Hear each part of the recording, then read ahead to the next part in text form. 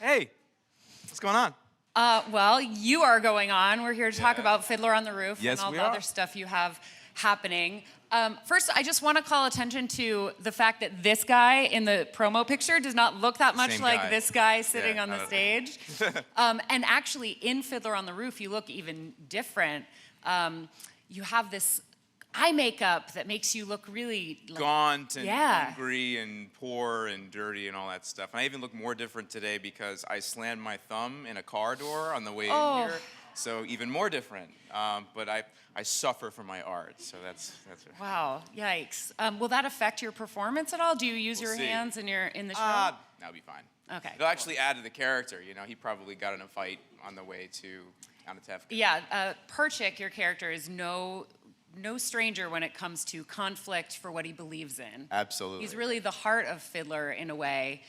I'd like to think so. Yeah, he's like really the symbol of change and progress, and he's not afraid to get in people's faces about it. Which He's I the really Bernie like. Sanders of Anatevka. Absolutely, yeah. Bernie Sanders would be Perchik if he were an Anatevka. Absolutely. I think that's true. Yeah. So if you can give a 2-sentence version of the Perchik story arc for people who might not be familiar with Fiddler on the Roof. Right.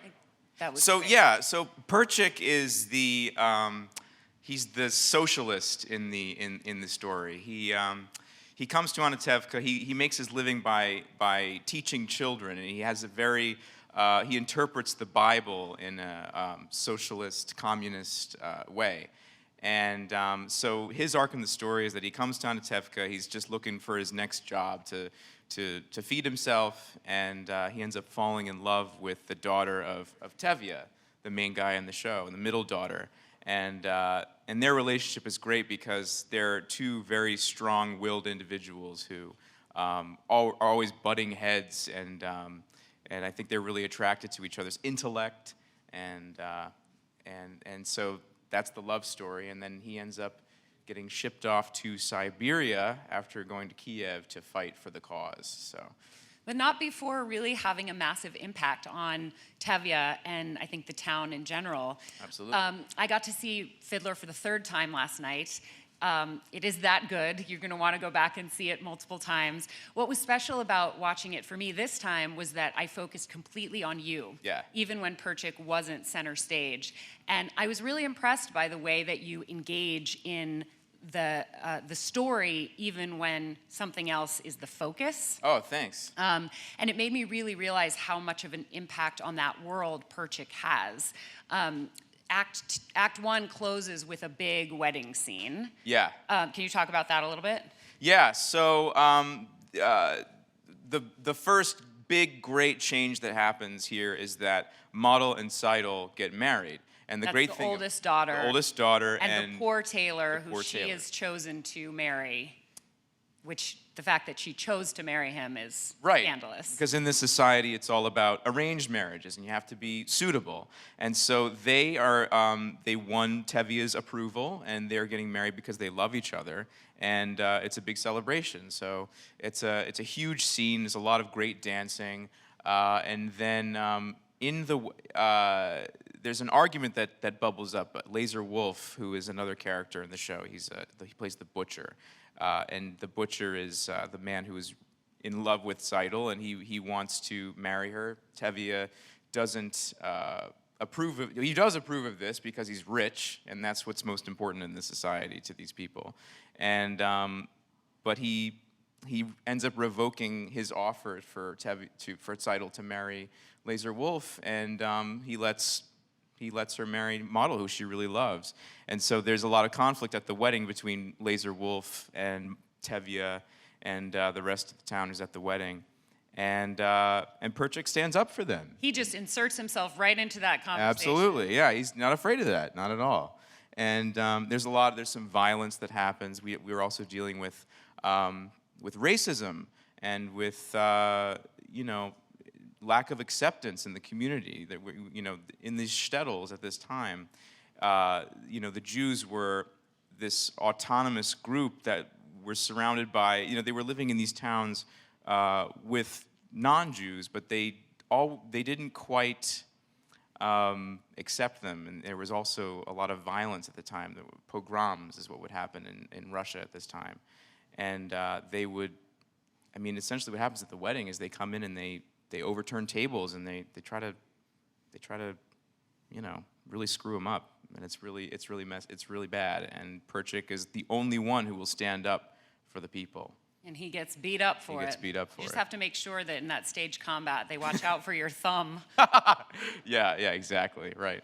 So this obviously is a show that has a lot of history, and you're actually working with Sheldon Harnick, Yes. The original writer of the show. Yes, unbelievable. 50 years ago, wrote this Right. masterpiece, Yeah. and now he's there overseeing what you guys are doing with it. Yeah, when I first met Sheldon in the audition process, actually. And what's interesting about that is, so Fiddler was my favorite musical of all time. And, you know, I'm not someone who does musicals normally. This is your musical debut, It's my right? musical Broadway debut. The last musical I did was about 10 years ago. Wow. And thank you. And yeah, the whole thing is that I always said if there was going to be another revival of Fiddler, that's the musical I want to do, and I want to play Perchik. And it was always this pipe dream that I had, and it was always a joke amongst friends, like, well, they just did Fiddler in 2004, you know, why would they do it again? And then I read a Playbill article about a year ago that they were doing it. Bartlett Sher was directing, and I was sitting on the couch next to Megan, my now fiance, and I turned to her and I say, they're doing Fiddler again on Broadway. I'm gonna play Perchik in this revival. And she looked at me and she's like, okay, sure, like, give it a shot. And it just became this, I was hell-bent on it. I was really, I feel like I willed this into the world. And so immediately the next day, I enrolled myself in voice lessons. Wow. And I was in voice lessons once a week for close to a year. And I told my manager and agent I want to be seen for Fiddler on the Roof when the auditions come up. And they were like, really?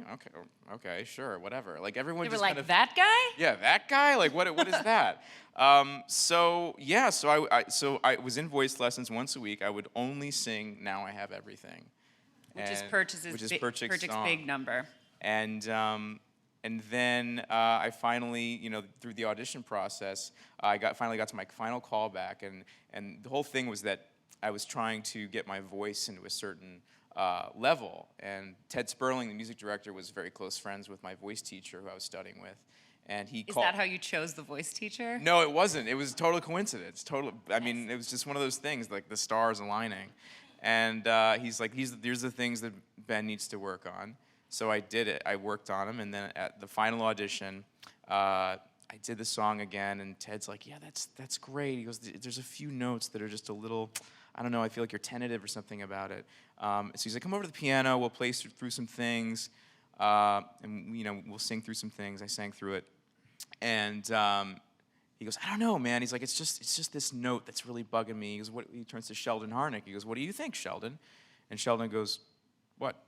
The long notes? Just make them shorter. And that was that. So it kind of felt like I got Sheldon Harnick's blessing in that moment.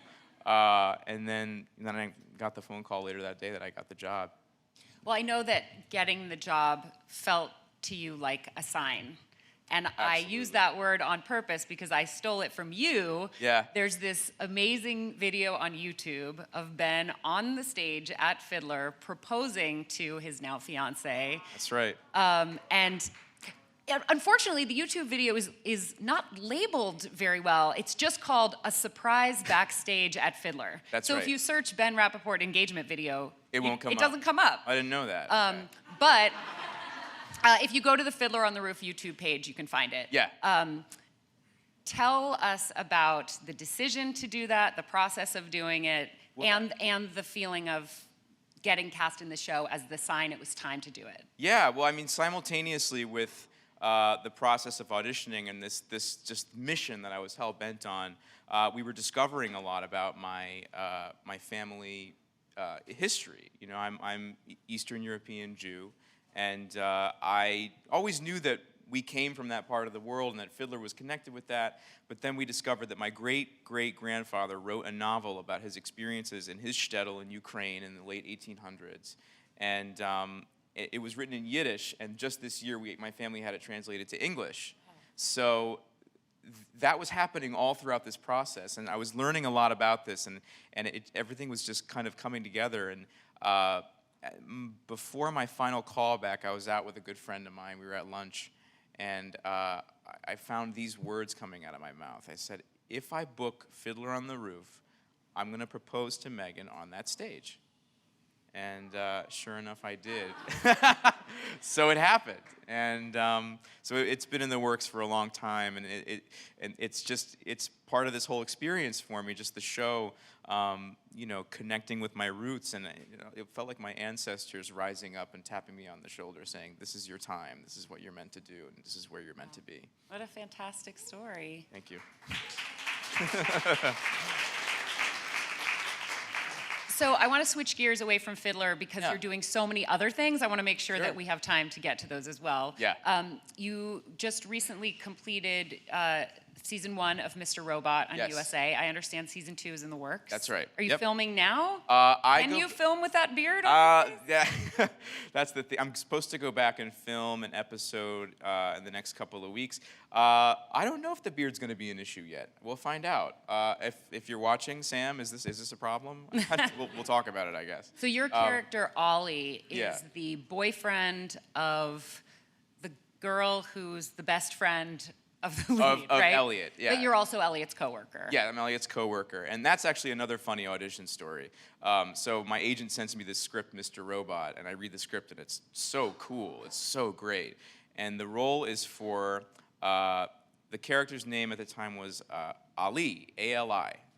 And he was Persian, and he was described as like a real slick, untrustworthy, like douchebag of a guy. And I mean, if you know my work and you know me, that's like not what I do. That's not my thing. And so I read it. I started laughing. I'm like, guys, I don't think I want to go in for this because there's no way in hell anyone's ever going to cast me like this. And they're like, just I don't know. So I was like, why not? I'll go in and I'll do my own thing on it. And I essentially just did what I do best on Ollie's words.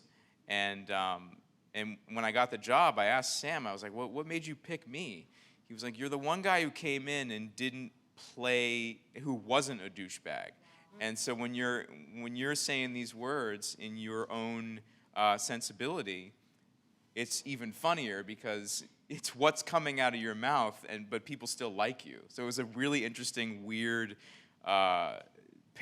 thing in the character, so that's what they really liked. Well, no villain is a villain in his own mind. Exactly, yeah. Sounds like you nailed that. Yeah, so Cool. it's a lot of fun to play him, absolutely. And you'll have a couple of film projects in the works as well, right? Yes, I just did a film called Stereotypically You with Aaron Tveit and Abby Elliott and Louis Black, and that just premiered at the Santa Barbara Film Festival a couple weeks ago, so keep an eye out for that.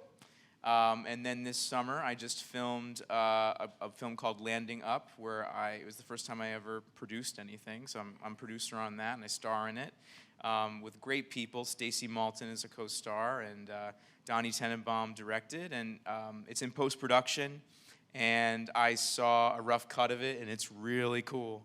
It looks really good. I'm really excited about it. So we'll start submitting that to festivals, and so keep an eye out for that as well. Excellent. Yeah. You may not be able to answer this, but do you know how much longer you're going to be with Fiddler?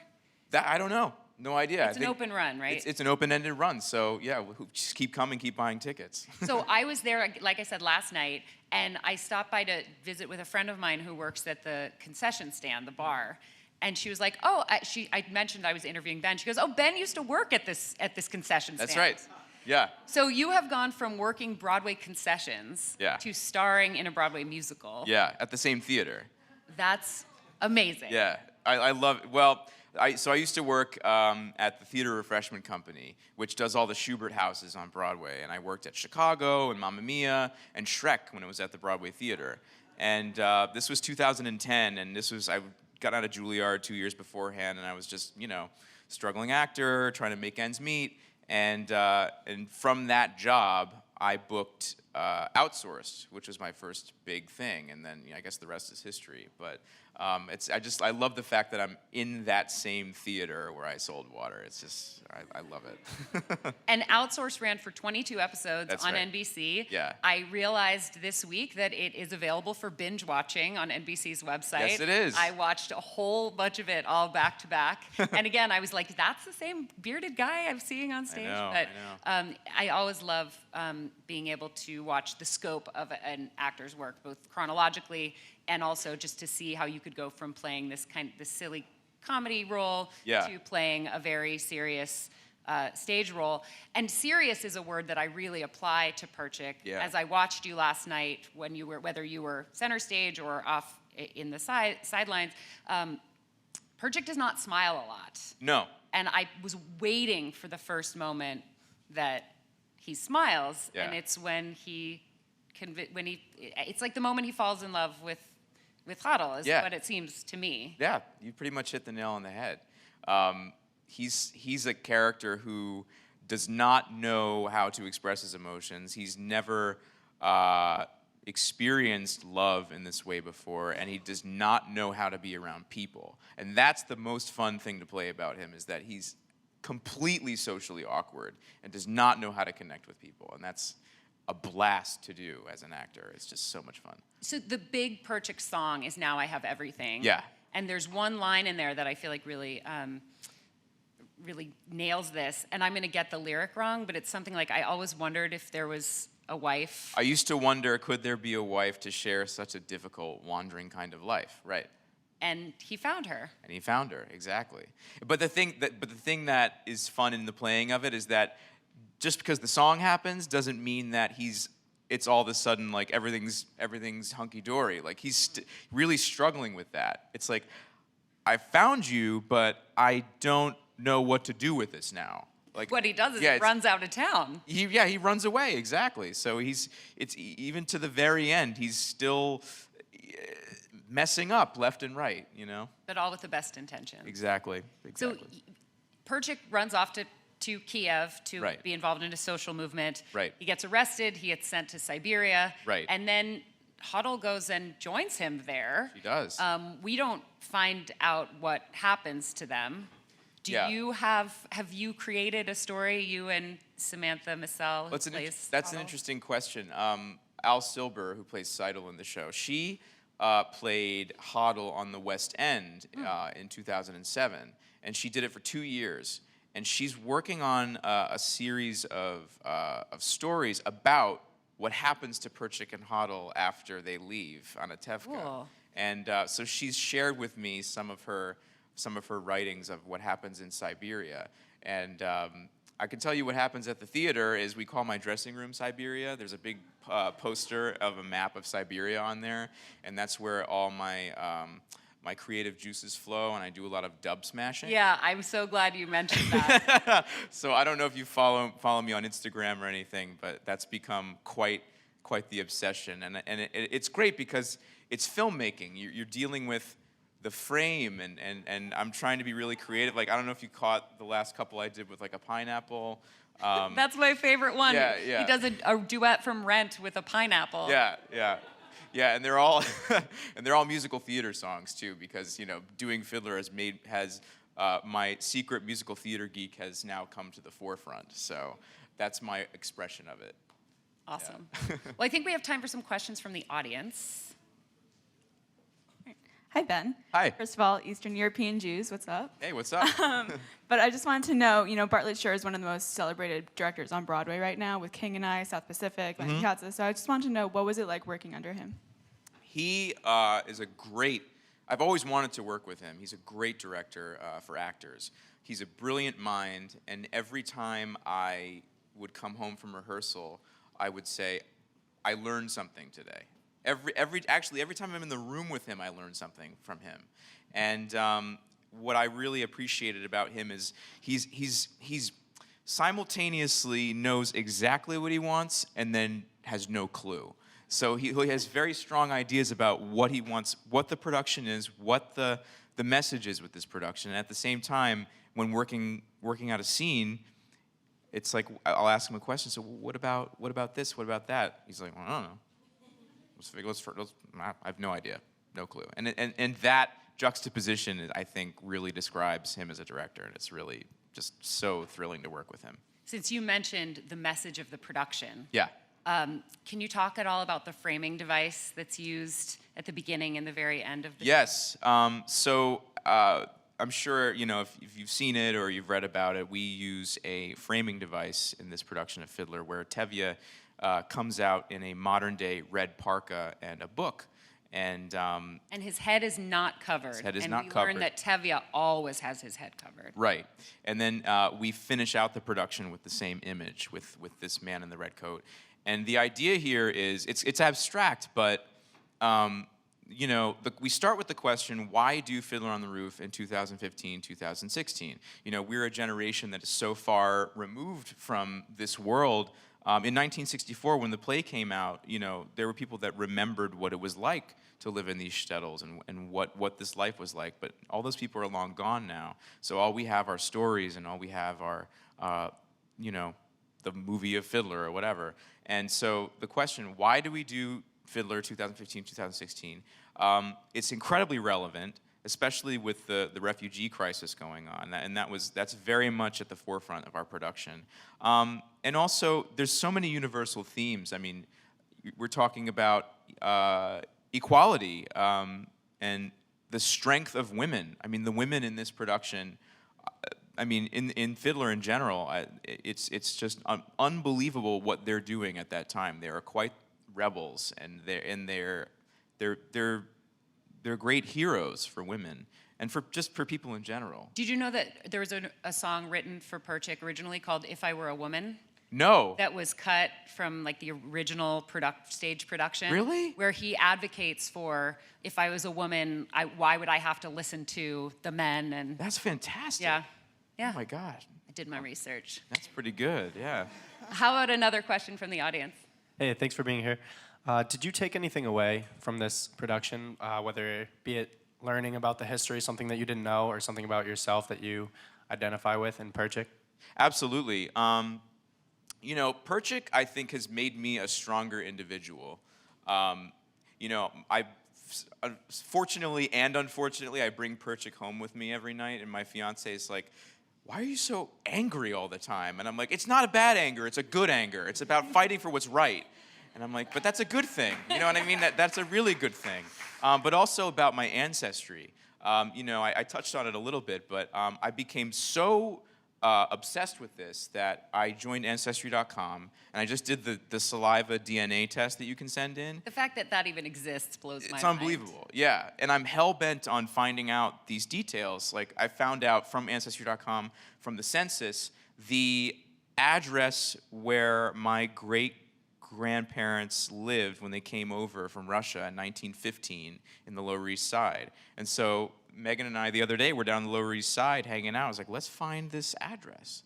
And unfortunately, that building is no longer there, but we have the block and the street corner. And it was even though the building wasn't there, there was something really moving about it. And so it's a new hobby for me as a family historian. So that's another thing. Anybody else? Yes, hello.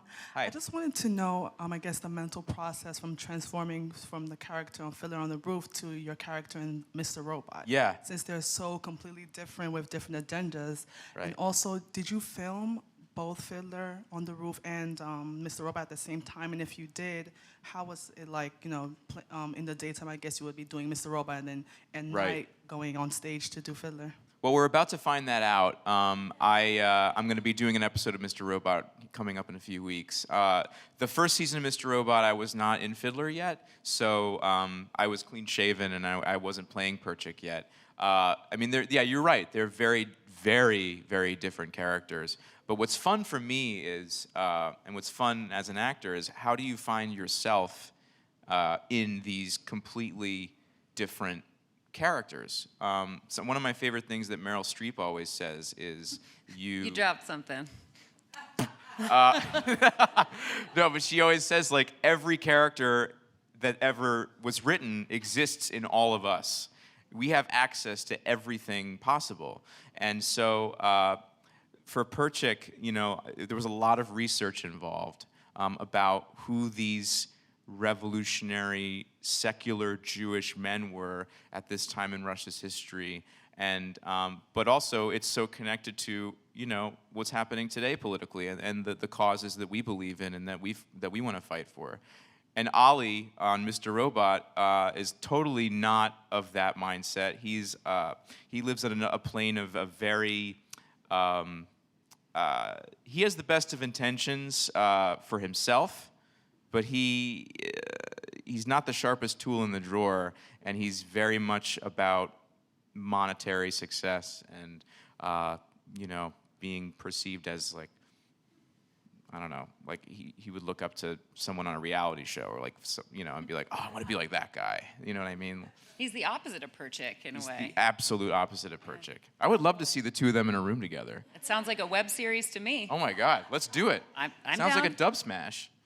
Maybe I could splice like, you know, a little bit of Ali and a little bit of Perchik to get like having a scene together. I'm on board. I'll produce. All right, I love this idea. All right, great. Yeah. Well, I think that's a great place to stop. Yeah. Thank you so much, Ben. Thank you very Follow much. Ben_Rappaport. Thank you guys. On Twitter. Thank you. I'm at Broadway Girl NYC on Twitter. And of course, follow at AOL Build for everything else that's coming up here. Thanks, guys. Thank you.